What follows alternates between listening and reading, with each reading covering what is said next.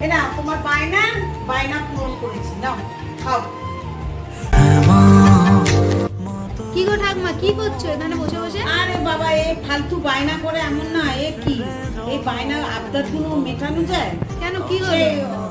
দুপুরবেলা শুয়ে আছি, মনে হলো যেন ফুচকার লোকটা দাঁড়িয়ে আছে। দিয়ে তারপরে আমি বলছি কি খাবি, কাকে যে বলছি আমি নিজেই জানি না। তারপরে ও বাবা, একজন তো মহারানী রয়েছে আমার ঘরে, মায়ের জন্য আজকে ফুচকা আনলে? ফুচকা নিয়ে এলাম। একটু জল ফেলবি না, জল ফেলছিস কেন?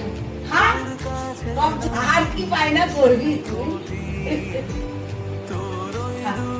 তো মেয়ের আবদার মেটালাম না, মেয়েরা মানে ফুচকা, ও যে এইসব হবে আমি নিজেই জানি না। যাই হোক, চ্যানেলটাকে সাবস্ক্রাইব করো আর নতুন নতুন ভিডিও দেখো।